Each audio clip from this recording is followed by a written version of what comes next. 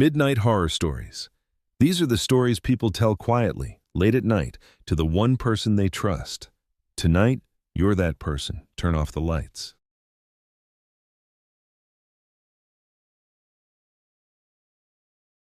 The caretaker. I looked after remote cabins in northern Minnesota for 11 years. I want to tell you what was in those woods with me. Before I describe what happened, let me tell you what the job actually was, because most people hear cabin caretaker and picture something quaint, a cozy maintenance gig, chopping firewood, keeping the pipes from freezing, waving at guests as they arrive for their fishing weekends. That's one version of the job, and it exists, and it has nothing to do with what I did for 11 years. The outfitter I worked for owned and managed 17 remote hunting and fishing properties spread across a stretch of northern Minnesota that runs from just south of the Canadian border all the way west to the edge of the Red Lake watershed. These were not weekend cabins with running water and electricity. They were working hunting properties, deer camps, bear camps, waterfowl camps, built over decades on leased timber company land and private holdings deep enough into the forest that the access roads weren't maintained by any county or township, because no county or township claimed that particular stretch of land as worth the expense. The nearest town to most of these properties was a 45-minute drive on maintained road, and the drive to the maintained road was itself 15 to 30 minutes, depending on conditions. In spring mud season, some of the properties were accessible only by ATV or on foot. My job was to drive the circuit of those 17 properties on a rotating schedule, checking for damage, completing maintenance, winterizing and dewinterizing, coordinating with hunters and guides on logistics, responding to problems when they arose.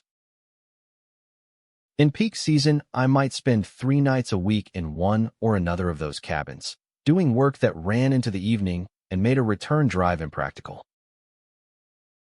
In the off-season, I was the only person who went to most of those properties at all, sometimes for weeks at a stretch. I knew every cabin in that network the way you know any space you've spent significant time in alone, the specific sounds the buildings made in wind and temperature change, the way the light fell in each interior at different hours, what wildlife used each surrounding area, and when. I've spent more nights alone in remote northern forests than I could accurately count. I'm not a person who is unsettled by isolation or by darkness or by the sounds that dense northern woodland makes at night, which are numerous and various and entirely ordinary once you've heard them enough times. I've had black bears at cabin windows and wolves howling at close range, and the specific, deeply unsettling sound of a bull moose crashing through tag alder in the dark at a distance that makes you revise your estimate of how loud a very large animal can be. None of that unsettles me. I've been doing this too long. What I'm about to tell you unsettled me. It changed my relationship to those woods and to that work in ways that I am still, 5 years after leaving the job, sorting out. I left the outfitter company in my 11th year. The reason I gave was personal, which was partly true. The reason I'm giving you now is the rest of it.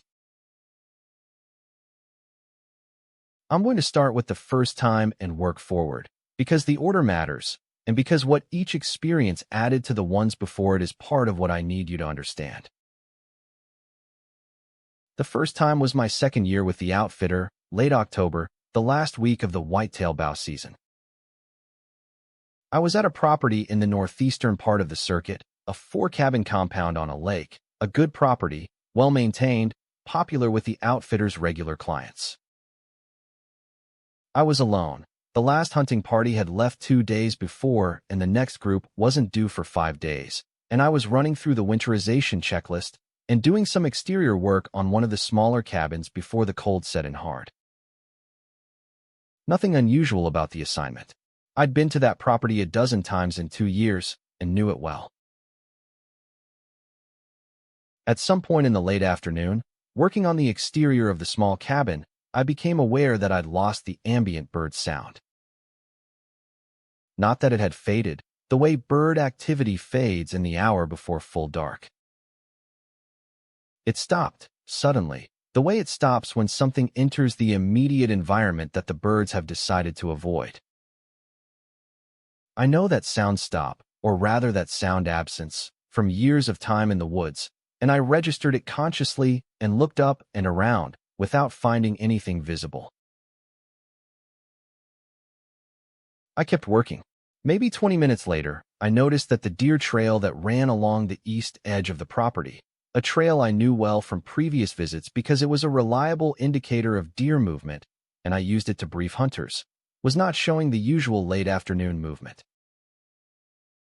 Deer in northern Minnesota in late October move heavily in the last 2 hours of daylight toward food sources. That trail should have been showing movement, and it wasn't. Nothing was using it. The property had a specific, dense quality of stillness that was different from ordinary stillness, and that I had enough experience to know was the stillness that happens when the deer and the birds and the small ground mammals have all come to an agreement about something in the environment and responded to it by going elsewhere or going silent. I finished my work as quickly as I could without rushing and went inside before dark, which was earlier than I normally would have. I ate, I read, I went to sleep. In the night, sometime after midnight, I heard footsteps on the deck of the main cabin. Deliberate, slow, crossing the full length of the deck from north to south, the specific sound of weight on old treated wood that I'd walked that deck enough times to recognize. I lay in my bunk and waited for them to stop and for someone to knock, because my first assumption was a hunter who'd gotten turned around in the dark and found the property lights and was coming to ask for help.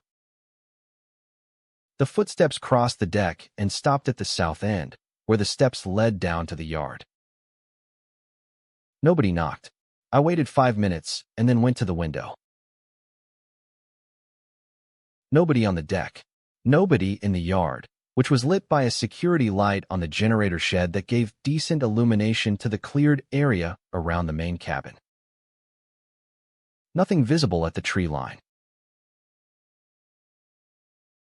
I went back to my bunk. The footsteps did not repeat that night. In the morning, I walked the deck and found nothing. No mud on the boards, no compression of the frost that had formed overnight, no indication that anyone or anything had been standing on the treated wood within the past several hours. The frost was uniform and undisturbed from one end of the deck to the other. I filed it as unknown and moved on. I had 9 other properties to check that week, and the incident was, on its own, explainable by a half-dozen mundane mechanisms that I was perfectly willing to deploy. Thermal expansion of the wood. A large animal, bear or moose, moving through the yard and onto the deck briefly before I'd gotten to the window.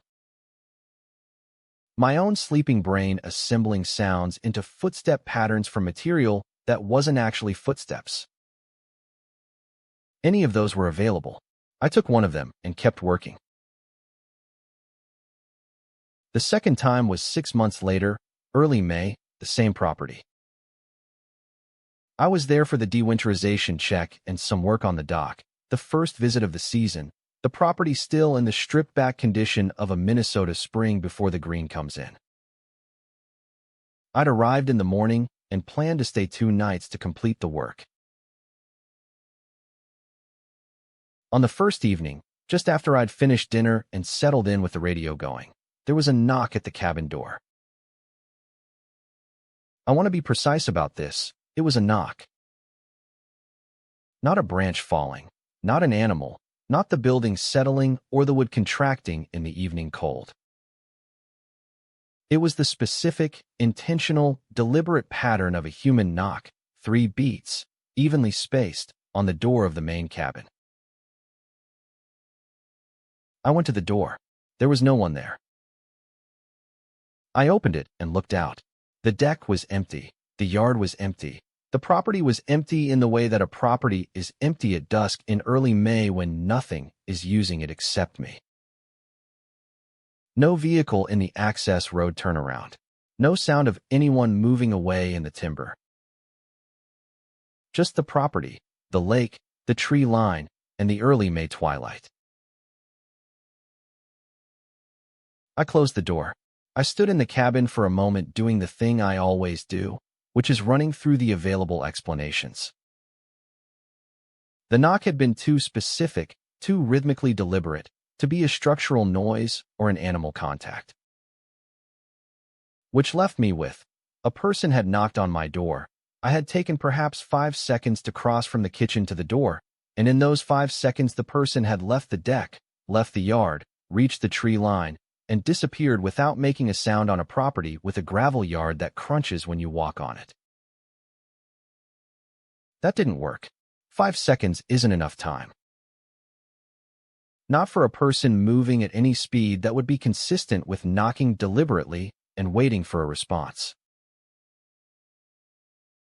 I went back to my work and didn't sleep particularly well that night, and in the morning found, again, nothing. No footprints on the deck or in the soft ground of the yard that would have recorded a human approach from any direction. No tire tracks in the access road from any vehicle I hadn't put there myself. Nothing. I told no one. Same reasons as the first time, with the addition that a second incident at the same property was starting to produce a pattern that I wasn't sure I wanted to name, because once you start naming a pattern you have to decide what to do with it, and what I could do with it in a professional context was nothing. The third incident at that property, I'm going to call it the lake property because all 17 had names in the outfitter's system and I'd rather not use them, was the one that made me stop explaining it away. This was in year 4, late September, the last week of the teal season. Again, I was alone. Again, I was the last person on the property before a gap in the booking. Again, I was there for maintenance and winterization prep. On my first night there, close to 11, I heard something outside that was not a knock and was not footsteps and was not any of the categories I'd been using for the previous 2 incidents. I heard a voice. Not words, or rather, the possibility of words, the phonemic structure of human speech without the specific lexical content that would make it definitively language, the way that speech heard at the edge of comprehension sounds, where you're catching the rhythm and the intonation and the breath patterns, but not the meaning. Like someone talking very quietly just outside the window, talking to someone else who wasn't responding or was responding below the level I could detect. I sat absolutely still for close to 10 minutes, listening. The sound continued at irregular intervals, always from the same direction, which was the north end of the property near the dock. It had a quality that I kept trying to place, not quite male and not quite female, not young and not old, with a flatness to the intonation that didn't match any emotional register I could clearly identify. Not distressed, not cheerful, not angry or scared. The intonation of someone narrating or describing, the specific flat effect of a person giving information rather than expressing feeling.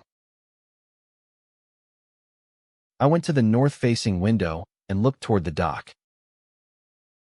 The dock light was on, standard practice when I was staying at the property, and it illuminated the dock and maybe 30 feet of water. The dock was empty. The yard between the cabin and the dock was empty. The sound continued for another few minutes and then stopped and did not resume. In the morning, I went to the north end of the property and looked at the ground near the dock. Nothing. In the mud at the water's edge, which would have been the softest ground closest to where the sound had seemed to originate, there were the tracks of a great blue heron and what looked like a muskrat crossing and nothing else. The dock boards showed no marks in the frost that had formed overnight. The gravel between the cabin and the dock was undisturbed in the gray early morning light. I sat on the dock for a while, drinking coffee, looking at the lake. The lake was flat and cold and early season quiet, and I thought about 3 incidents at the same property across 4 years, and about the absence of explanation for any of them, and about what an honest person who has been doing this work for long enough to know what they're hearing tells themselves about a voice outside a cabin window at 11 at night in a property that shouldn't have anyone on it. I thought about it for a long time, and then I went back in and finished my checklist and drove out and went to the next property on my circuit because that's what the job required. The fourth incident was at a different property, the one I'll call the Ridge Camp, a single cabin on a ridge line in the northwest section of the outfitter's territory, a deer camp primarily, one of the rougher properties, less maintained than the lake property. Set in mature hardwood with a long sight line down a natural opening that made it a productive spot for hunting, but an exposed and somewhat bleak spot for overnight stays when the weather was bad. I'd always found the Ridge Camp slightly less comfortable than the other properties in ways I'd never been able to articulate clearly. Something about the way the light fell in the timber, the specific quality of the silence there, the lack of water nearby that made it feel drier and more austere than the lake and river properties. This was year 5, rifle season, first week, early November. I was dropping off some equipment for a hunting party arriving the following day and had planned to stay the night rather than make the long drive back and return in the morning. The hunting party was 4 men I'd met before, reliable clients. No reason to expect any complications with the handoff. I arrived at the Ridge Camp at 4 in the afternoon and began unloading equipment. The approach to the Ridge Camp required the last half-mile on foot from the nearest point the truck could reach, and I was making 2 trips in with gear. On my second trip in, coming up the ridge trail in the failing afternoon light, I became aware that something was watching me from the timber to my left. This is a sensation I've had many times in northern forest, the genuine, neurologically distinct sensation of being observed that most outdoors people developed some sensitivity to over time, a product of peripheral vision and sound processing, and I suspect other things that aren't fully described in any account of human sensory experience I've read. It is real. It is not imagination. When I feel it, something is watching me, and the something is usually a deer or a bear that has registered my presence and is waiting to see what I do. I know what that version of it feels like. What I felt on the ridge trail in the failing afternoon light of early November did not feel like a deer. It did not feel like a bear. The quality of the attention was different, in a way that I will try to describe and that I know sounds insufficient to the task. Deer watch you with a particular quality of alarm and readiness to flee. Bears watch you with a quality of assessment and wariness. What was watching me from the timber to the left of the ridge trail watched me with a quality that I can only describe as familiarity. The way something watches a thing it already knows rather than a thing it's encountering for the first time. Recognition rather than alarm. There was no alarm in it at all. I made it to the cabin and did not look directly into the timber in the direction the attention was coming from.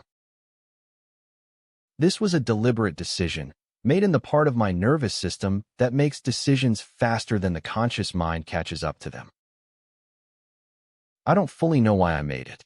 What I know is that by the time I reached the cabin and unloaded the gear and started a fire, the sensation had faded, and the evening had the ordinary quality of an evening at the Ridge Camp, and I made my dinner and wrote my notes and went to bed. In the night, I woke to the sound of something moving around the outside of the cabin. Not footsteps, something with a broader base contact than footfall, something that moved around the exterior of the cabin with a consistency and a thoroughness that reminded me, in my half-awake state, of the way you check the perimeter of a room you're responsible for. Checking, rather than approaching. Moving along one wall, pausing, moving along the next, pausing. All the way around. I lay still and listened to it complete the circuit once, and begin a second circuit, and I made the calculation that I make in the dark when I'm deciding whether a sound outside a remote cabin requires a response. What is the risk profile of going to investigate versus staying where I am? The answer I arrived at, for the first time in 11 years of doing this work, was that I was not going to investigate. Not because I was afraid, or not only because of that. Because the quality of the sound, the methodical, systematic character of what I was hearing, produced in me a very clear feeling that whatever was doing it knew I was inside and was not waiting for an invitation to come in. It was doing something else, something that didn't require my participation. It completed 2 full circuits of the cabin's exterior and then stopped. I lay awake for an hour afterward. In the morning, the leaf litter and the frost-softened ground around the cabin showed disturbance. Not clear tracks, but the kind of scuffed, disturbed surface that something heavy moving through it produces, inconsistent enough to photograph, without having enough clarity for an identification. I photographed it anyway. I still have those photographs. The hunting party arrived mid-morning, and I handed off the camp and drove out, and said nothing about the night. I could see no useful purpose served by telling 4 hunters, about to spend a week in that cabin, what I'd heard circling it the night before. What they didn't know, they'd have to discover for themselves, and the history of that camp in the years I'd managed it gave me no reason to believe they were in any actual danger. By year 5, I had 4 incidents across 2 properties with no explanation for any of them, and I had begun to develop, without quite consciously deciding to, a practice around remote overnight stays that was different from what I'd been doing before. I stopped going to windows in response to sounds outside. I stopped going to doors in response to knocks. I kept the radio on more. I wrote more extensively in the personal notes I kept about each property, not for the outfitter's records, but for my own. And I started paying more attention to what longtime hunters who used those properties told me in passing, because hunters who've used the same remote properties for many years sometimes say things, in the unhurried way of people who are talking around rather than at something, that turn out to be relevant. One of the outfitter's longtime clients, a man named Gerald who'd been hunting the northern Minnesota properties for close to 20 years before I took the job, said something to me in year 6 that I've thought about many times. We were talking at the Ridge camp after his party's first day, and I mentioned, carefully and without specifics, that the timber in that area seemed to have less deer movement in the immediate vicinity of the camp than the sign further out suggested there should be.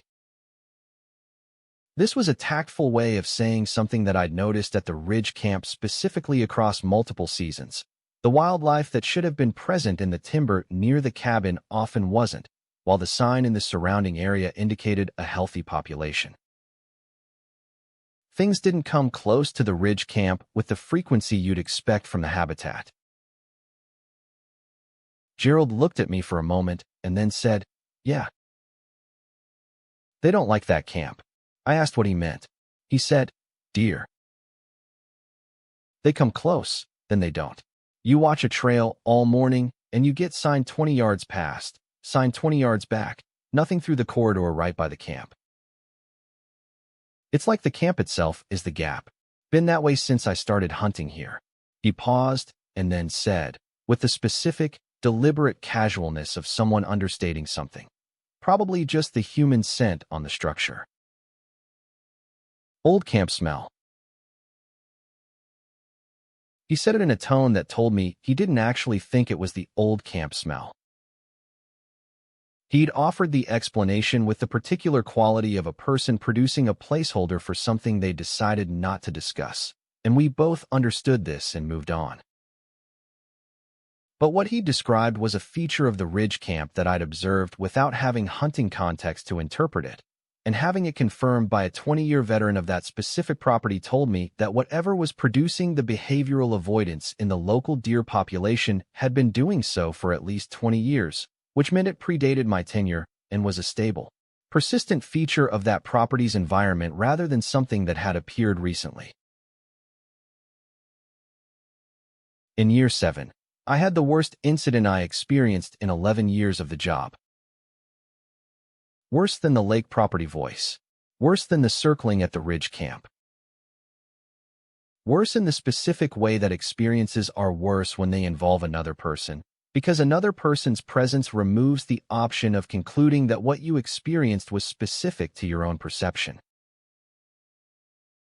I had a new employee with me that week, a young man named Cody who'd been hired a month earlier to help with the off-season maintenance circuit. He was 23, from a small town in northern Wisconsin, grew up hunting and fishing, comfortable in the woods, not excitable. I'd taken him on the circuit twice before, and he was learning the properties well and doing good work. I trusted his observations. We were at the lake property, the one with the 3 prior incidents. It was late March, the ice going out, one of the earliest visits of the year, doing a winter damage assessment. We'd arrived mid-afternoon and completed our walkthrough of all 4 cabins and done our documentation, and I'd decided to stay the night rather than drive out in the dark on roads that were still icy in places. After dinner, close to 9, Cody went out to the generator shed to check the fuel level, a 5-minute job that required going about 60 feet from the main cabin across the yard. I was inside doing notes. He was back inside in about 3 minutes, which was faster than the job required. He sat down across from me and said, "There's something at the tree line. South side by the old brush pile." I asked what he meant. He said, "I don't know what it is. It's just standing there." I put down my notes and went to the south-facing window. The property light on the generator shed illuminated the yard well, and the south tree line was about 80 feet from the cabin, at the edge of the illuminated area. I looked at the brush pile, which was a collection of cleared timber from a blowdown weed pulled off the access road the previous fall, stacked at the tree line. There was something there. I want to be very careful about how I describe this, because what I saw was not clear. It was at the edge of the light, at the point where illuminated yard became shadowed tree line, and the brush pile itself complicated the visual field. But there was something there that was not brush pile, and that was not a tree, and that did not move in the time I looked at it, for close to a minute, and that had a vertical orientation, a standing upright orientation, that the brush pile and the trees did not have. I said to Cody, "How long was it there before you came in?" He said, "I don't know. I noticed it on my way back, and I wasn't going to stand there and find out." I said, "Did it move at all?" He said, "Not while I was looking." I watched the tree line for close to 5 minutes, and it did not move. Then I turned off the interior lights, which reduced the reflective effect that interior lighting creates on windows, and improved my ability to see the exterior. I watched for another 5 minutes. The thing at the tree line did not move. Cody was sitting at the table, not looking at the window. I turned the interior lights back on. I looked at Cody and said, "We're not going out there." He said, "No." We were both quiet for a moment, and then I said, "I'm going to tell you something about this property." I told him about the 3 prior incidents, the footsteps on the deck, the knock, the voice at the north end. I told him in the same factual, unhurried way I've told you, and he listened without interrupting, and when I finished he was quiet for a moment, and then said, "How long have you been keeping this job?" I said 11 years was when I left, but at that point it had been 7. He said, Does the boss know about any of this? I said no. He said, has anyone else seen anything at these properties? I told him about Gerald's comment about the deer and the ridge camp. He said, I'm not coming back to this property. He wasn't. He came back to the circuit, but he requested not to be assigned to the lake property, and I didn't assign him to it, and I didn't push him to explain further because I didn't need him to. He'd seen what he'd seen, and he'd made a professional decision about his own exposure, and that was his right. What I'm going to tell you now is the thing that reorganized all of it. Not the worst encounter in terms of the encounter itself, which was arguably the thing at the tree line with Cody. What reorganized it was information.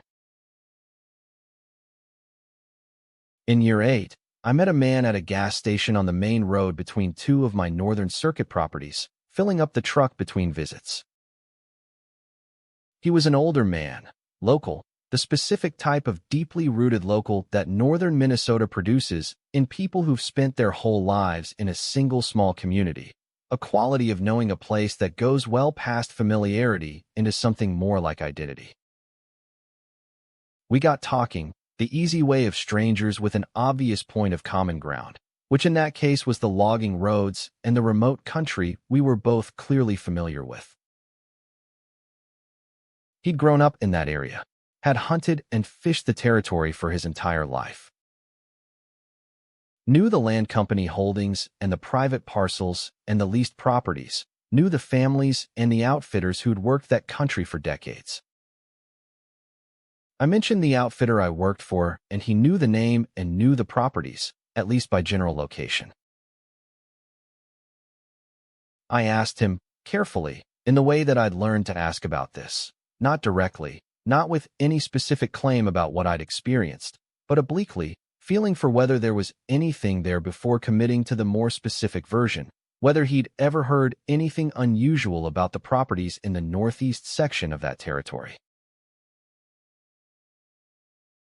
He looked at me for a moment with the specific look of a person who has decided whether or not to answer a question before you've finished asking it, and he said, "Which property?" I described the lake property. He said, "That's the old Kellerman camp." I said I didn't know the history. He told me some of it. The Kellerman camp had been in a family's possession for 40 years before the outfitter acquired it. A family named Kellerman who'd built it in the 50s and used it across 3 generations for hunting and fishing. In the early 90s, the last Kellerman who regularly used the camp had reported to the county sheriff's office that there was someone or something visiting his camp at night during the off-season, entering the property, moving around the structure, not causing damage, not taking anything, but clearly present. The sheriff's office had investigated, found nothing, and filed it as possible trespassing without a complainant who could be identified. The incidents had continued for 2 or 3 more seasons, and eventually the family had sold the property to the outfitter and not come back. The man at the gas station told me this in the flat, factual tone of local history, without editorial, without any suggestion that the Kellerman family had been wrong or right, or that the incidents were or weren't what they appeared. He said it the way people say local history when the person asking seems to have a reason to know it. I asked whether he knew if the incidents had been reported to anyone besides the county sheriff. He said, only one other place. There was a family, local, used to hunt adjacent property, had the same kind of thing happen a season or 2. The grandfather went to talk to the tribal elder at the reservation about 15 miles north. Came back and told his family to stay away from that section of the woods.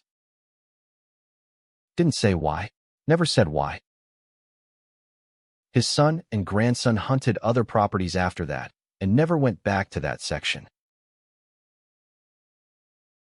I thanked him and finished filling the truck and drove on. And I spent the drive to the next property thinking about what he'd said, which was that the incidents at the lake property predated the outfitter's ownership by at least a decade, and that a local family with a connection to a tribal elder had, after a consultation I had no information about, decided that the appropriate response to the same category of incidents was permanent avoidance of that section of the woods. I did not go to the tribal elder. I want to be honest that I considered it and decided against it, for reasons that I'm not entirely proud of, partly because I didn't know how to initiate that conversation respectfully, and partly because I thought the information I'd receive might be more than I was ready to receive. The gas station man's account of the grandfather's return from that conversation had produced something specific in me. The impression that the grandfather had learned something that had changed his relationship to that section of the woods, and that whatever he'd learned had been communicated to his family not as information, but as a decision, a permanent behavioral adjustment. Stay away from there. I stayed away from the lake property after year 9. Not formally. I continued to have it on my circuit, continued to manage the logistics for the bookings at the 4-cabin complex, continued to coordinate the hunting parties. But I stopped staying overnight there. I arranged my visits to leave enough time to drive out before dark.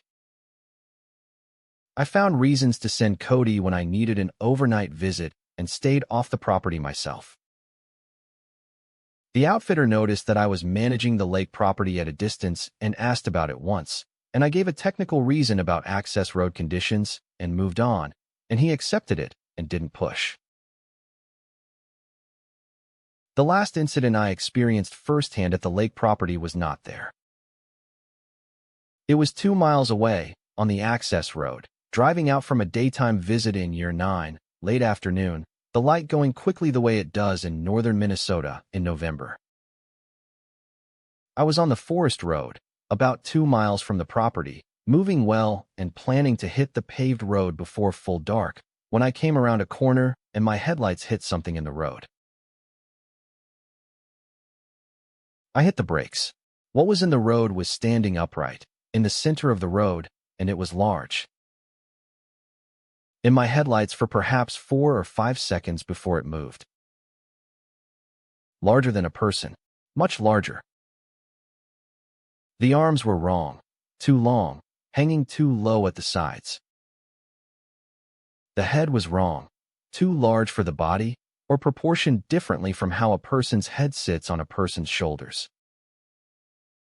And it was looking at me, directly at me, with whatever was in the direction of its face oriented toward my headlights and my vehicle. It stepped off the road to the right, into the timber, with a single, deliberate step, in the same direction the first thing I ever saw like this stepped off a road into timber, and it was gone.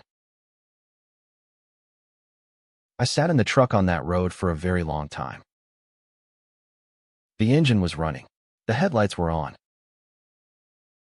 The road ahead of me was empty, and the timber on either side was dark and dense, and I was 2 miles from the lake property and close to 8 miles from the paved road, alone, at dusk, with something in the timber that I just looked at through a windshield and that had looked back. I drove out. I drove carefully, and I drove without stopping, and I drove fast enough to be out before full dark, and I made it. And I drove the 45 minutes to the main road and the 20 minutes after that to the small town where I rented a house, and I sat in my car in my own driveway for a while before I went inside. I want to tell you what I thought about in that driveway, because it is the most honest summary I have of 11 years of this job and of what the thing on the road and everything before it actually means when you hold it all together. The incidents at the lake property spanned, by the account of the gas station man, at least 15 years before I arrived and 11 years of my own tenure. 26 years of incidents at a minimum, at a single property in a section of northern Minnesota forest. The tribal elder consultation that the local family undertook and the permanent behavioral adjustment that followed it suggested that the knowledge of what occupied that section of the forest existed in the local indigenous community and had existed long enough to be the kind of knowledge you could go to an elder to discuss. The deer that avoided the ridge camp. The birds that went silent at the lake property. All of it pointing at the same thing. A presence in that section of the forest that was established enough, persistent enough, and consistent enough in its behavior that the animals and the people who'd been in closest contact with that forest had all, in their different ways, built it into their understanding of what the place was. I quit the job 2 years later, at the end of my 11th season. I told the outfitter it was time for a change, which was true.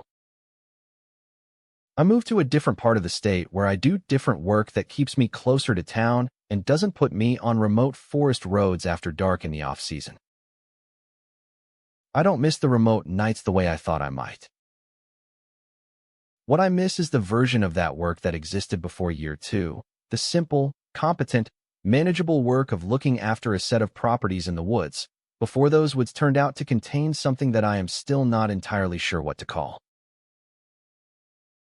I want to describe what I saw on the road at year 9 in more detail than I have, because I kept it brief and the detail matters. It was in my headlights for 4 to 5 seconds, and I am going to give you what I observed in those seconds as precisely as I can. It was approximately 8 to 9 feet tall based on comparison to the tree line flanking the road, which I know well enough to estimate accurately. It was very dark in coloring, so dark that the detail of its surface was hard to read in the headlights, but not so dark that it was without texture. There was texture, something matted and layered that didn't reflect the headlight beam cleanly in the way that most animal coats reflect light. The arms were long relative to the body in a way that I couldn't put a precise number on, but that registered immediately as wrong, as disproportionate, as not the proportion of any animal I know. The head was set on the shoulders at an angle that I'm also going to struggle to describe accurately except to say that it didn't sit the way a person's head sits, and it didn't sit the way a bear's head sits, and it didn't sit the way a moose's head sits. It sat differently, in a way that I've spent 5 years trying to find a reference for and haven't found one. What it did in those seconds was nothing, until the step off the road. It was still, completely still, in the center of the road, in my headlights, looking at me. And then the step, single and deliberate, into the timber on the right side of the road, and it was gone. I want to tell you why I believe what I saw in my headlights on that road is the same thing, or the same kind of thing, that produced the footsteps on the deck in year 2, and the knock on the door, and the voice, and the circling at the ridge camp, and the shape at the tree line that Cody saw. It's not that the visual encounter confirmed the others. It's that the visual encounter fit the profile of the others. The same deliberateness, the same quality of presence that wasn't alarmed or aggressive or reactive. The same basic dignity, if I can use that word, of something that was doing whatever it was doing for its own reasons and was not particularly concerned with what I thought about it. The footsteps on the deck were not trying to get in. The knock was not followed by urgency. The voice was narrating something, giving information, to something or someone I couldn't hear. The circling at the ridge camp was a circuit, systematic, a check. And the thing in the road stepped off deliberately, having looked at me for the duration it chose to look, and went back to whatever it was doing before my headlights found it. It was not performing for me. Nothing about any of these incidents was performed for me. I happened to be there, and my being there was acknowledged, and then whatever was happening continued, adjusted for my presence the way you adjust a conversation for a new person who walks in, without stopping the conversation. That is the thing that has stayed with me, 5 years out of the job, more than any specific detail of any specific incident. The quality of being acknowledged without being the point, of being in the presence of something that had its own business and its own territory and its own purposes that predated my arrival in those woods by a very long time, and would continue after my departure by a longer time still, and that noted my presence with the same level of concern that I might note the presence of a rabbit in my yard, observed, registered, incorporated into the ongoing awareness of the environment, not significant enough to stop what it was doing. I'm going to tell you one more thing, and then I'm done. In year 10, 1 year before I left the job, I went back to the northeast section of the circuit for a late-season logistics visit, the last time I planned to be in that section before winter. It was a cold, clear November morning, the kind of day the North gets after the first serious freeze, when the air has a particular clarity and the frozen ground makes the woods feel open and legible in a way they don't when everything is soft and overgrown. I drove the access roads of the Northeast Circuit one at a time, checking gates and access, making notes, not staying at any of the properties. On the road that ran closest to the lake property, the one I'd been on the night of the headlight encounter the year before, I stopped the truck and got out. There was no reason to. It was a forest road a mile from the property. There was nothing for me to check there. It wasn't on my list.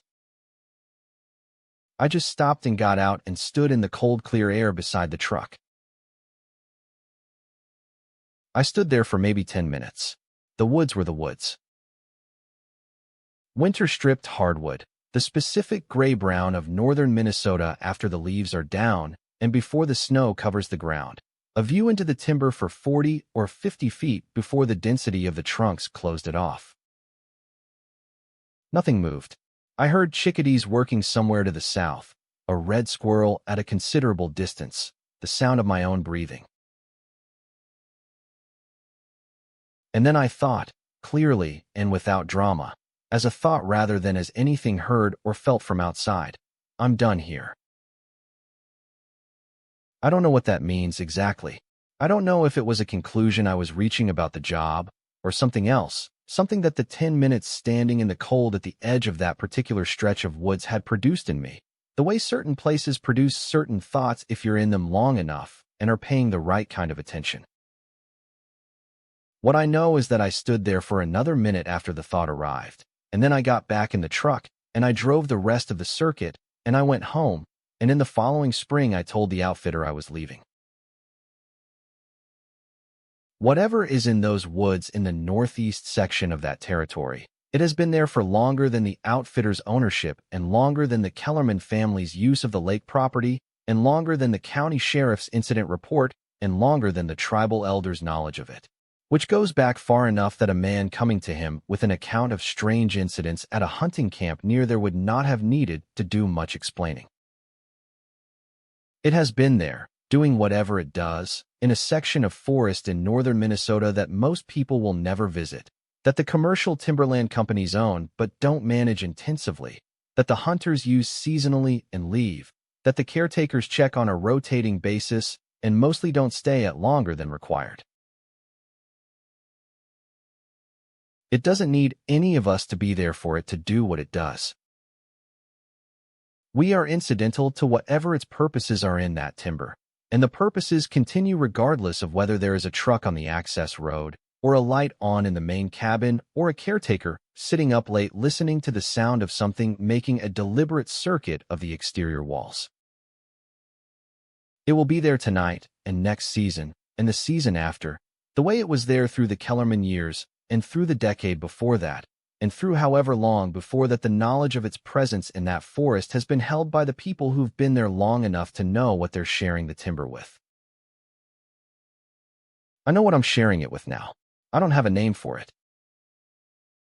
I have 11 years of careful professional observation of it, from a person whose job required careful professional observation of everything in those properties, and what that observation tells me is this. It is real, it is present, it is not going anywhere, and the appropriate response to it is the one the animals and the local indigenous knowledge and the grandfather who consulted the tribal elder and Gerald and Cody and I all arrived at independently, in our different ways, across our different durations of proximity to it. No, it's there. Give it the space it's occupied since before any of us arrived. Come home before dark when you can. That's 11 years of northern Minnesota caretaking. That's what I found in those woods. That's what I needed to tell you. I want to go back and give you more of the context that surrounds the Ridge Camp, because I've described 2 incidents there, and the property deserves more careful treatment than I've given it. The Ridge Camp had a quality that the other 16 properties in the Outfitters network didn't have, and I noticed it from my first visit in year 1, before any incident had occurred there and before I had any particular reason to pay that kind of attention. The quality was this: the Ridge Camp felt older than it was. The cabin had been built in the early 80s, which made it young by northern Minnesota standards, where some of the hunting camps go back to the 30s and 40s, and its construction was adequate, but nothing special, the kind of functional, utilitarian structure that outfitters build when they need something reliable rather than impressive. But standing on that ridge, in the timber around that cabin, you had the persistent impression of something much older than a 40-year-old hunting cabin. A settled-in quality, a sense of duration that didn't come from the building but from the place the building was in, as though the clearing had been occupied for a very long time, in whatever sense a clearing in old-growth forest is occupied, before the cabin went up. Old-growth hardwood ridges in northern Minnesota have been occupied by human beings for a very long time. The Dakota and Ojibwe people used and continue to use those landscapes, and a cleared ridge with good sight lines and access to water is exactly the kind of landscape feature that human beings across time have found worth occupying for the same practical reasons: visibility, hunting access, the specific security of high ground in timber country. When I say the Ridge Camp felt old, I'm not suggesting the supernatural. I'm suggesting that places people have gathered for a long time develop a quality that the people who come after can sometimes feel: the accumulated density of human presence across time, and that the Ridge Camp had that quality in abundance. What it also had, in the timber immediately surrounding the cleared area, was a very specific absence of evidence of old-growth wildlife activity that should have been present. The mature hardwood on that ridge should have been used by the full complement of northern forest wildlife. Bear, in particular, should have been working the oak mast every fall, and the sign that bear leave in oak-heavy timber is extensive and unmistakable. In 11 years of visiting that Ridge Camp, I found bear sign extensively in the timber 50 to 100 yards from the clearing and essentially never within 50 yards of the cabin. The line wasn't sharp enough to call it precise, but it was consistent enough across 11 years to be real. The deer avoidance that Gerald described was the same pattern at a different scale. The animal population of that ridge used the timber thoroughly up to a certain proximity to the clearing, and then didn't use the clearing itself or the immediate timber around it with the frequency the habitat should have supported. The thing that doesn't avoid a clearing that large animals avoid is the thing I saw circling the cabin, the thing I felt watching me on the trail, the thing that Gerald and I both understood was a feature of that property that neither of us had a comfortable way to name. Whatever has established that avoidance zone around the Ridge Camp clearing has the standing to establish it, which means the local wildlife has learned, across enough generations to make the learning durable, that the space immediately around that cabin belongs to something that they don't want to challenge. That's not a product of the cabin itself. A 40-year-old hunting cabin doesn't produce durable learned avoidance in wildlife populations over a radius that extends into the timber beyond its footprint. Whatever established that zone established it before the cabin was built, and the cabin went up in territory that was already that territory's. I want to describe the fifth incident, which I've been moving around because it was the hardest to process at the time and remains the hardest to hold clearly. This was year 8, the same year I met the gas station man and learned about the Kellerman family. It was summer, off-season, a routine maintenance visit to the lake property. Mid-morning, good light. Nothing about the conditions that would have produced what I'm about to describe through any mechanism of darkness or stress or fatigue. I was working on the dock, replacing boards that had heaved during the winter. Straightforward physical work, the kind that puts you in a steady, focused state where you're attending to the job and to the immediate physical environment without much abstraction. I'd been at it for about 2 hours when I looked up from the work and registered that someone was standing at the edge of the lake, about 40 feet from the dock, in the shallow water at the shoreline. A child. Standing in shallow water at the edge of a northern Minnesota lake in summer is entirely unremarkable, except that there were no children anywhere near that property, no family staying at any of the 4 cabins, no vehicle in the access road parking area beyond my own truck, no explanation for the presence of a child at that property that I could supply. I registered all of this in the first second of looking. The child was standing with their back to me, facing the lake, in water up to mid-calf. Not moving, just standing. A small figure, maybe 8 or 9 years old based on height, in clothing that I couldn't describe precisely, light-colored, nondescript, appropriate for a warm summer morning. I called out. I asked if they were okay, asked where their parents were, the standard response to an unaccompanied child in an isolated location. The child did not respond, did not turn, did not move, stood in the shallow water at the edge of the lake, and did not acknowledge me. I left the dock and walked toward the shoreline. At 20 feet, the child was still standing there, still not responding, still facing the lake. At 15 feet, I was close enough to see the back of a small head, short hair, nothing distinguishing. I called out again. Nothing. At 12 feet, the child was not there. I'm going to say that again because I think it needs to be said exactly once more. At 12 feet from the shoreline where the child had been standing, there was no child. Not gone around a corner, not hidden behind vegetation. I was on an open section of shoreline with nothing between me and the water for 30 feet in either direction. The figure I had been walking toward was not there when I got close enough to have reached out and touched it. The water at the shoreline was calm. The mud and sand visible through the clear water at the lake's edge showed no footprints. The shallow water itself was undisturbed by any passage through it. I stood at the shoreline for a long time. The lake was ordinary. The morning was ordinary. Everything about the physical environment was entirely normal and entirely devoid of any explanation for what I'd just experienced. I went back to the dock and sat down and did not do any more work that morning.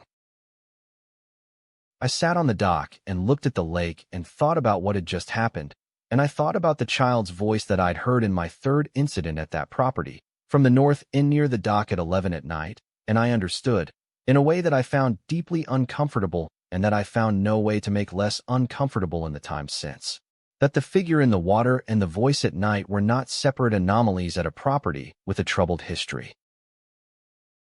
They were the same thing, or the same kind of thing, doing something that involved, in some way I couldn't and can't fully articulate, the presence of a child. I don't know what to do with that.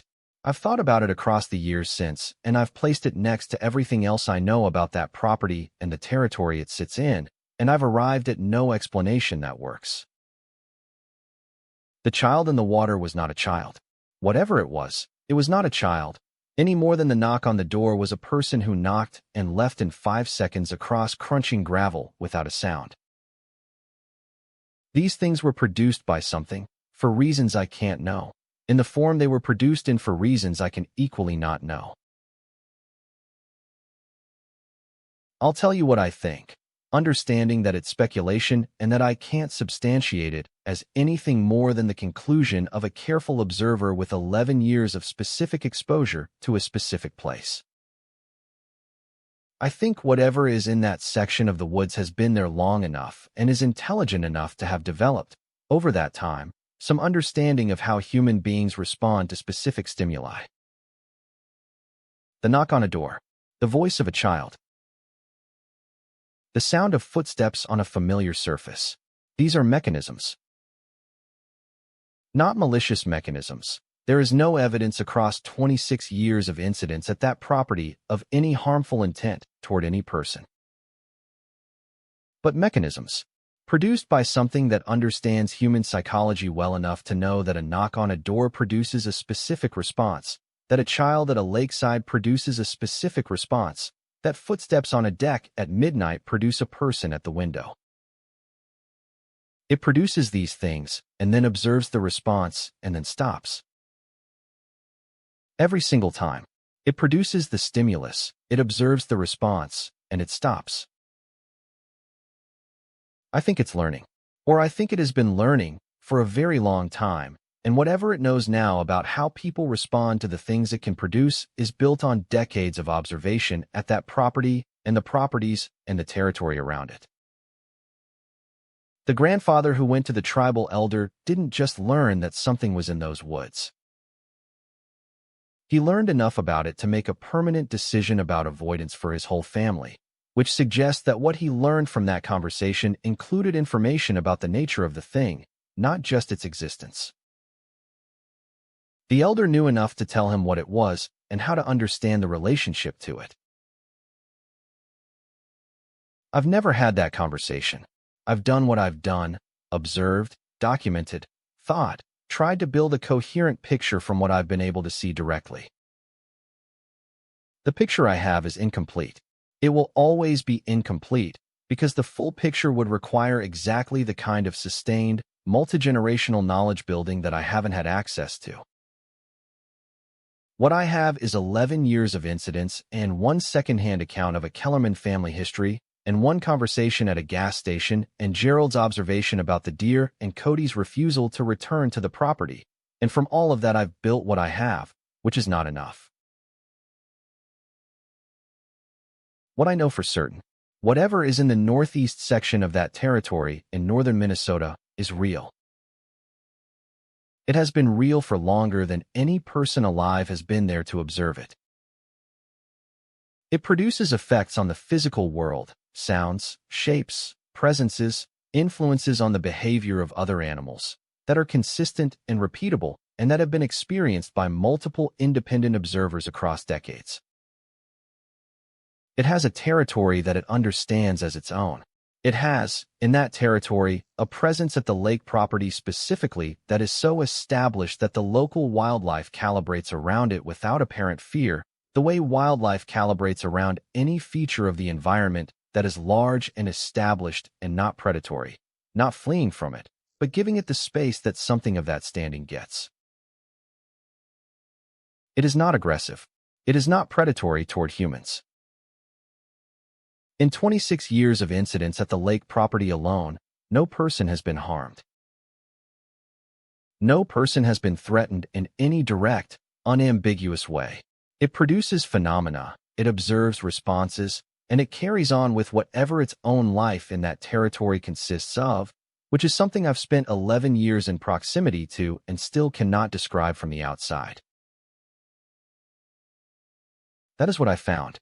That is what I need you to take away from this account, if nothing else. Whatever is in those northern Minnesota woods is not a monster, in any sense of the word that implies something to be feared and destroyed. It is something old that lives in territory it has occupied for longer than any human institution in that area, doing whatever it does for reasons that have nothing to do with us, in a section of forest deep enough and remote enough that the number of people who have ever come close enough to observe it is very small, and the number of those who've stayed long enough to build any kind of picture of it is smaller still. I was one of those people for 11 years. This is my picture. It's incomplete, and I'm at peace with that. The northern Minnesota woods are full of things worth knowing about. Most of them are documented, cataloged. known by any competent field naturalist who spent time in that habitat. And then there are the things that have found the edges of the cataloged world and exist there, in the space between what the science has caught up to and what the landscape actually contains, noticed only by the people patient enough and present enough and honest enough to report what they've seen rather than filing it under the nearest available category and moving on. I was present. I was patient. I'm being honest. That's all I have to offer. That, and the advice to drive out before dark when you're in the northeast section of that territory, because whatever is there at night when the properties are empty has been doing whatever it does for a very long time. And whatever it does better without the distraction of an occupied cabin and a generator light and a caretaker on the deck listening. Go carefully. Come home. I've been building to the part of this account that I've been most reluctant to tell, and I've been building to it because it needs everything that came before it to make sense. Without the 11 years of incidents, without the gas station man and the Kellerman family and Gerald and Cody, without the child at the water, without the thing in the road, without the understanding I'd been building slowly and reluctantly across a long professional career in remote northern forest, without all of that, what I'm about to describe would sound like the worst kind of campfire exaggeration. The story told for maximum effect by someone who doesn't respect their audience's intelligence. I respect your intelligence. I'm going to tell you exactly what happened in the summer of year 10, 3 months before my last winter circuit, with the same precision I've brought to everything else in this account. And I'm going to let you do whatever you want with it. It was mid-July, the slow period in the outfitter's calendar between the early summer fishing season and the fall hunting bookings, when the remote properties sit mostly empty and the maintenance work is the kind that can be spread across several weeks without urgency. I was doing a systematic road maintenance run through the Northeast Circuit, checking access roads for erosion and blowdown and drainage issues, the kind of work that requires driving the roads slowly and stopping frequently to make assessments and notes. I'd been on the roads in that section for most of a day when I stopped at a point on the main access road approximately 1.5 miles from the lake property, where a large birch had come down across the road during a wind event the previous week and needed to be cut through to restore access. I had a chainsaw in the truck, and this was routine work, maybe 40 minutes to clear the road and stack the sections off to the side. I parked and got out and looked at the blowdown. The birch was large, close to 18 inches in diameter at the base, fallen in a way that crossed the road entirely, and that would take 3 or 4 cuts to clear efficiently. I was setting up to begin when I became aware, and this is going to sound almost absurd after everything else I've told you, but stay with me, that I was not alone at that section of road. Not in the way I'd felt watched before. Not the quality of observation from a distance that I described at the Ridge Camp Trail or anywhere else. This was different in kind. There was something on the other side of the fallen birch, close, within 15 or 20 feet of where I was standing, in the immediate area of the blowdown. I could hear it breathing. I've spent a lot of time around large animals in close proximity, and I know what bear breathing sounds like, and what moose sounds like at close range, and the specific respiratory sounds of each of them, and the differences between those sounds in different states: resting, alarmed, agitated, curious. What I was hearing was none of those. It was low, deliberate, and slow, slower than resting animal breathing, slower than a human's resting breath rate, with a depth to each breath that suggested something very large. And it was even, utterly even, without the variation that all living things produce in their breathing patterns when conditions are variable, the kind of perfect regularity that is more mechanical than biological. I stood very still at the end of the birch where I'd been preparing to begin my first cut, and I listened, and I counted the breaths, and they were at intervals of approximately 10 seconds, which is a very slow rate, and they were without variation in that interval across the 12 or 15 breaths I counted while standing there. Then I heard something else, which was a sound that I don't have a reference for from any source, animal or otherwise, that I've encountered in 22 years of work in remote environments.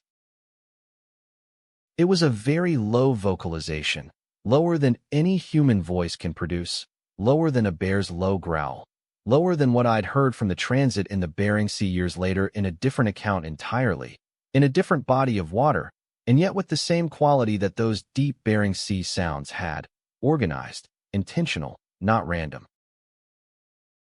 A sustained note, 5 or 6 seconds, that dropped in pitch during its duration, starting at something I could hear with my ears and ending at something I felt in my chest. Then silence. Then the breathing resumed, the same rate, the same evenness. I did not move for what I estimate was 4 or 5 minutes. I stood at the end of the birch, and I did not use the chainsaw, and I did not speak, and I did not go around the birch to the other side, and I did not do any of the things that in a field biology context a person trained to observe wildlife would be expected to do in the presence of an unidentified large animal at close range. Then the breathing stopped. Not the breathing of a sleeping animal waking and moving off. It simply stopped, the way a sound stops when something has decided to stop making it. And the woods were ordinary woods in mid-July, warm and insect-loud and entirely unremarkable. I waited another 5 minutes. Then I made my cuts in the birch and cleared the road and stacked the sections off to the side and drove on to the next point on my maintenance check. I didn't write it in the outfitter's maintenance log. I wrote it in my personal log that night, in the kitchen of my rented house on the edge of the small town where I lived, sitting at the table with a cup of tea long after the point where the tea was warm, writing in the careful, specific language I'd been using for personal log entries since year 2, noting the time and the location and the duration and the details as precisely as I could, because that's what the log was for, and because I'd learned 9 years earlier that the details that seemed excessive to note at the time of writing were often the details that mattered most when you were reading the entry months or years later. I sat back when I finished writing and thought about what I'd been 15 feet from on that road. Not what it was. I'd long since stopped expecting to find that answer. What I'd been 15 feet from. The physical reality of the proximity. I had been close enough that if whatever was on the other side of that birch had chosen to step over the tree's trunk and move in my direction, I would have had no warning and no time. The chainsaw was in my hands, but not running. My truck was behind me, but not started. The road was 1.5 miles from the nearest property and 8 miles from any maintained road, and I was alone. It hadn't moved. It had breathed, and it had produced its long descending note, and then it had stopped, and I had cut the tree and driven on, and none of those facts had the emotional weight in the moment that they have now when I look at them from the distance of 5 years. In the moment, what I felt was what I described earlier about the North Anchorage. Not exactly calm, but something close to the composure of a person who has been in the presence of something large and old and established in its territory, and who has understood, through long experience of those presences, that the correct response is stillness and respect and the eventual continuation of your work.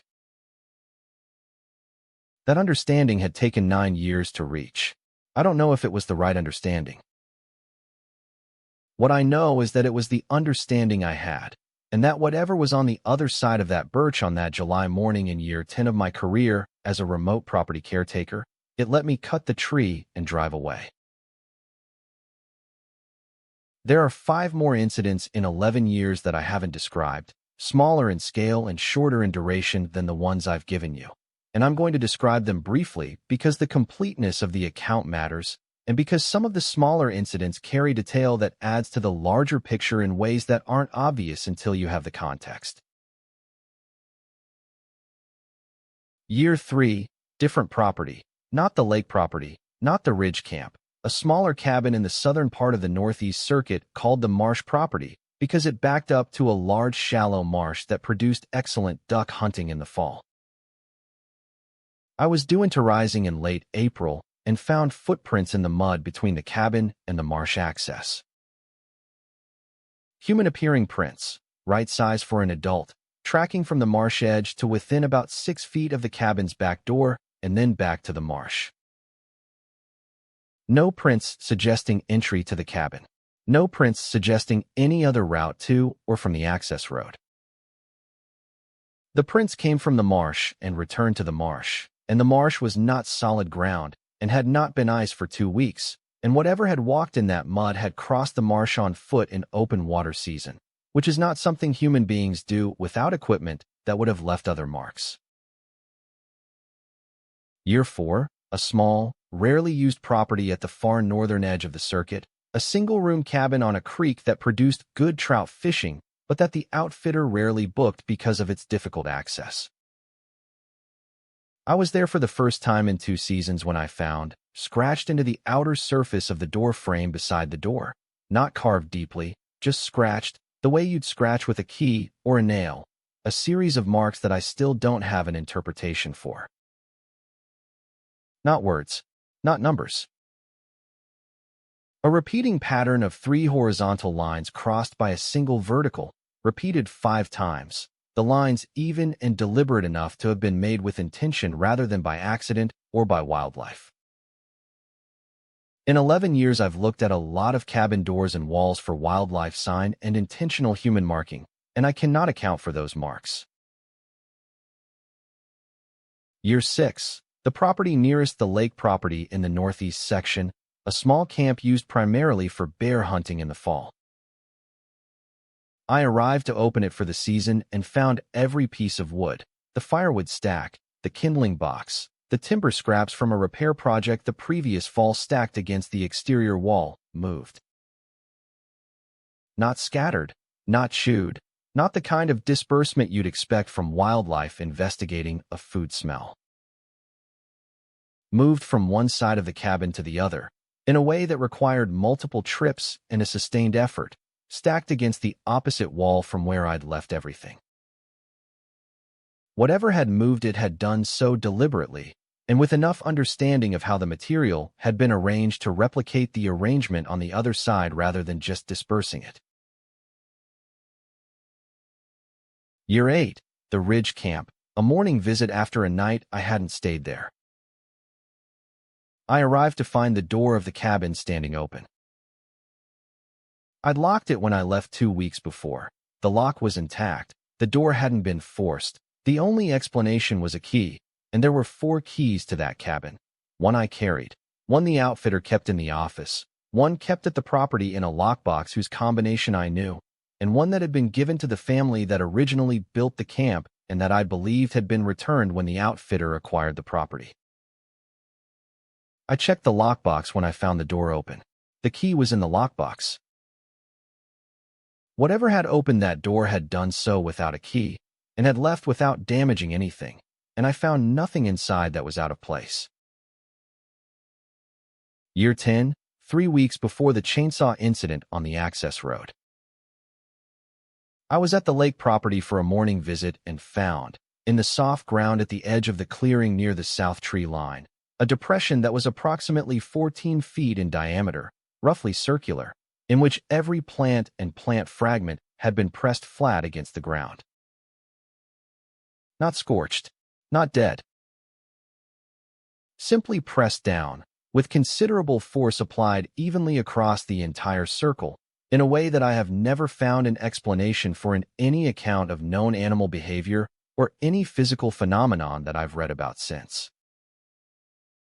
The plants in the circle were still living when I found it, simply flattened, and they eventually recovered over the following weeks.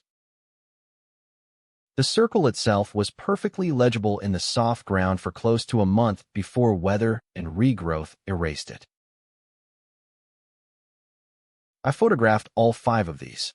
I have never shown the photographs to anyone connected to the outfitter's operation, and I've shown them to only one other person, a colleague I met at a regional property management conference several years after leaving the job, who'd worked remote hunting properties in northern Wisconsin for 12 years and who, when I described the incidents in general terms, told me he'd had something comparable at two of the properties he'd managed, and who looked at the photographs with the careful, specific attention of someone who was comparing them to a reference they carried in their own memory. He didn't say what that reference was. He handed the phone back and said, "You were there a long time." He said it in a tone that I understood to mean he was impressed I'd stayed 11 years, not surprised I'd left. I've been gone 5 years. I don't know who manages those properties now, or what they've encountered in the Northeast Circuit, or whether the incidents have continued on their long-established pattern. I don't check. I made a decision when I left that cutting the connection cleanly was the right thing to do, and I've held to it. What I do, occasionally, late at night when the distance is long enough and the details come back on their own without my looking for them, is sit with what I know and try to reach the most honest summary I can. Here is the most honest summary I have.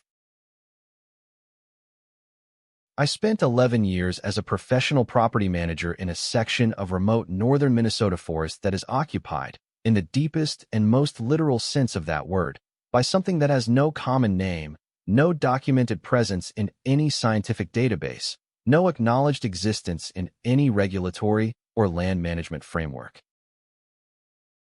It is there. It has been there for longer than any ownership record I've been able to find, longer than the county's settlement history, long enough that the local indigenous knowledge of it is the most reliable and most complete knowledge that exists, held by the people whose relationship with that land goes back to before European contact.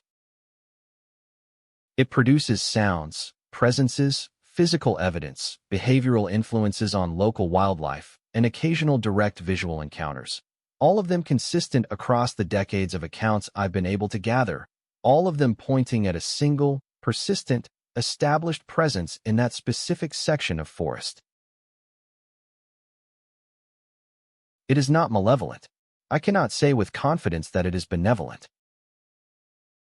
What I can say is that in 26 years of recorded incidents at the lake property alone, no person has been harmed and no property has been seriously damaged and no encounter has escalated into anything that a careful, experienced person who knew how to handle it couldn't manage by being still and respectful and patient. The worst thing it did, in 11 years of my direct observation, was knock on a door at midnight, produce a voice I couldn't understand at the water's edge, and breathe on the other side of a fallen birch for 5 minutes while I stood still and let it breathe. The most I can ask of you is to take this account as it's meant, honestly, precisely, from a person who spent 11 years in the presence of something they didn't fully understand and who is trying, 5 years later, to give you the best account of it that they can. Not the dramatic version, not the version with the most impact per word. The version that is as close as I can get to what actually happened and what it actually meant and what I actually know about it, which is more than I knew when I started and less than I need to feel complete in my understanding of it. The woods in the northeast section of that territory are beautiful. I loved those woods for 11 years, even when they were frightening, even when I was driving out at dusk faster than I should have been on a rough forest road with both hands tied on the wheel. I loved the specific quality of old-growth northern hardwood forest in every season, the way the light came through it in early October, the way it smelled after the first snow, the way it sounded in summer at 3 in the morning when the frogs were going and the loons were out on the lake, and everything was alive in the specific, dense way that that particular combination of forest and water produces. I miss it sometimes. I don't miss not knowing whether what was on the other side of that fallen birch was going to step over the trunk. I don't miss that version of it, and I don't expect to go back for it. That's the caretaker's account. That's what was in those woods. Take it home with you, and if you spend time in remote northern Minnesota, particularly in the northeast section of the county I've been describing, and particularly near the lake, drive out before dark.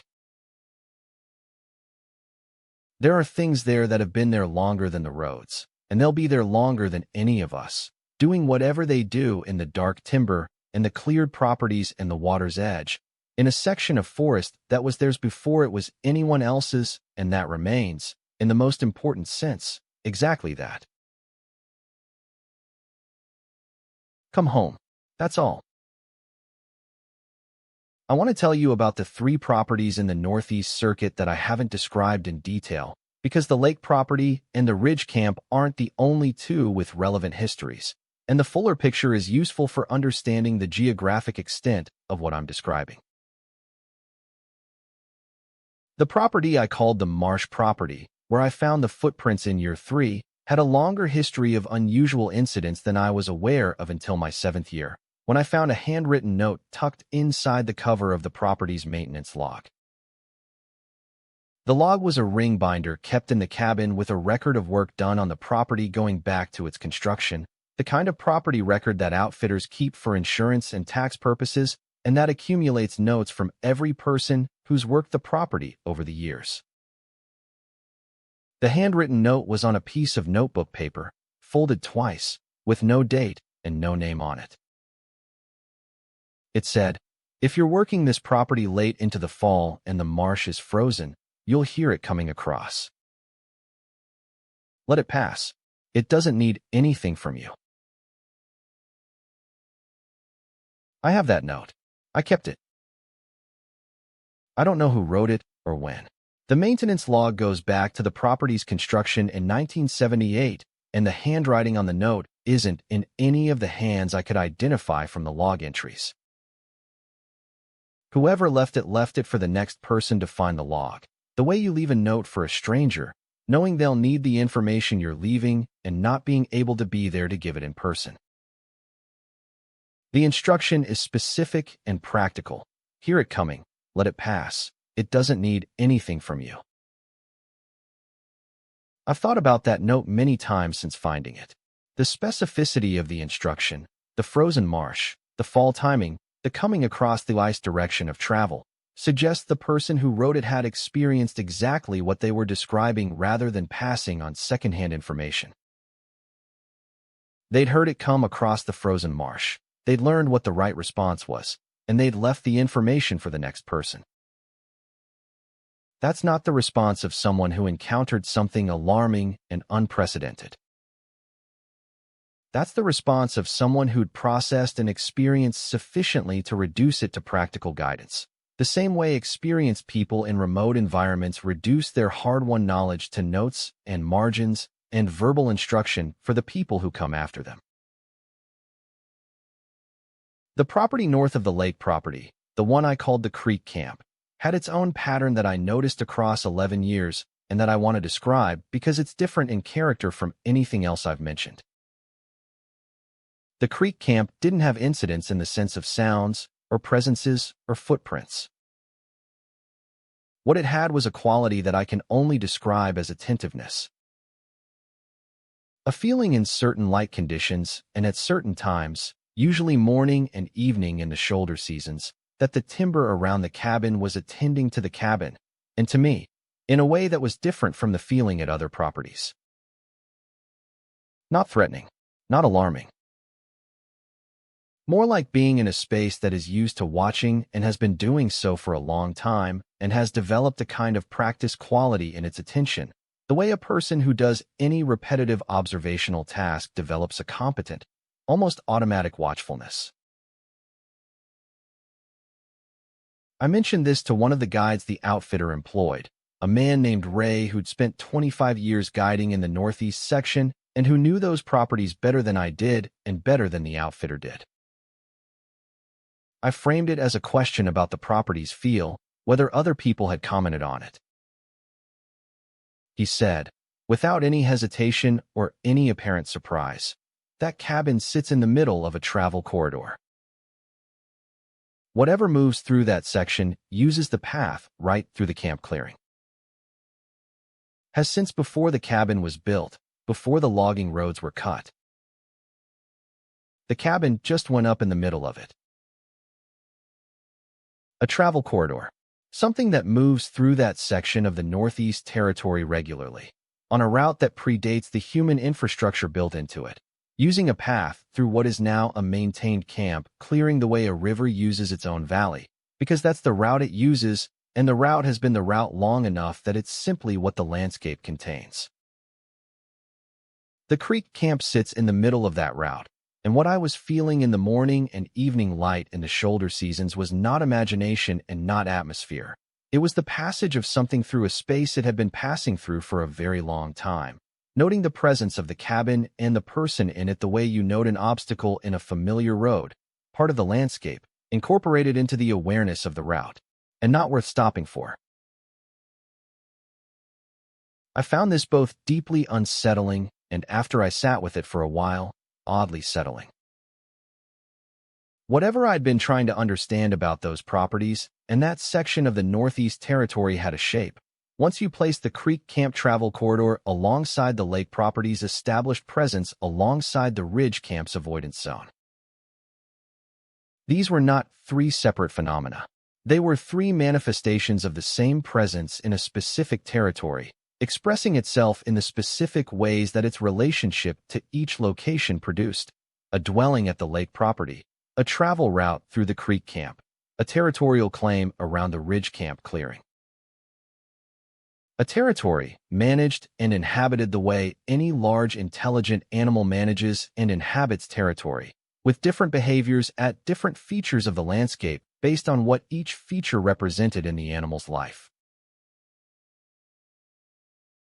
An animal. I keep using the word, and I keep meaning it. Not a supernatural entity, not a ghost or a spirit or a paranormal phenomenon. An animal, in the fullest biological sense, living in and managing a territory in a section of old-growth northern Minnesota forest, going about its life in the ways that any large intelligent animal goes about its life, using the landscape, traveling routes, establishing presences, doing the things it does that I have never been able to fully observe from the outside, but whose effects on the landscape and its other inhabitants I've been documenting, imperfectly, for 11 years. Ray, the guide, said one more thing before we moved on from the conversation. He said, "My father hunted this section, and his father before him." Both of them said the same thing. There are places in these woods that you don't stay past dark, and if you treat them with respect, they treat you the same way. He said it in the flat, matter-of-fact tone of a person repeating something that is so well established in his family's knowledge of the territory that it doesn't require emphasis or explanation. It was simply true. Places you don't stay past dark. If you treat them with respect, they treat you the same way. I wish I'd understood that earlier. I spent 9 years in the Northeast Circuit before I started operating consistently by that principle, and the years before I understood it clearly were harder than they needed to be. The 5 incidents I described toward the end of this account, the marsh prints, the door marks, the moved firewood, the open door at the ridge camp, the press circle at the lake property, all of them happened in years 1 through 10, distributed across a period when I was still trying to fit what I was experiencing into categories that didn't fit, still looking for explanations that weren't going to come, still spending too much time in those properties at the wrong hours for the wrong reasons. The last year and a half before I left, year 10 into the early part of year 11, were different. I'd arrived at the understanding I described, the practical acceptance of the territory and what it contained, and the incidents essentially stopped. Not because whatever was in those woods changed its behavior, because I changed mine. I came in when I needed to come in, I did what I needed to do, and I left when the light was going, and I stopped staying overnight in the Northeast properties unless there was a compelling operational reason, and I stopped going to windows at midnight, and stopped going to doors at 11 p.m., and stopped walking toward things in the water that weren't responding to me. Respect. That's the word Ray used. That's the word the gas station man used implicitly when he described the grandfather's decision. That's the word the Alaska Native fishermen used in a completely different context about a completely different thing in a completely different part of the country. Respect. The world has large, old, established things in it. Things that were there before us and will be there after us. In parts of the landscape that have remained wild enough, remote enough, undisturbed enough for long enough to maintain the populations and the territorial presences that were there before the roads were cut and the cabins were built and the outfitters started booking hunting parties. Those things are real. They have lives and territories and behaviors and relationships to the landscapes they inhabit. They are not supernatural. They are simply, in the most complete sense of the word, natural, part of the nature that predates and extends beyond and will outlast the human relationship to any given piece of land. 11 years of looking after cabins in that territory, and that's what I found. Come home when it gets dark. That's not cowardice. That's the oldest and most reliable piece of advice about remote forests that exists. Come home.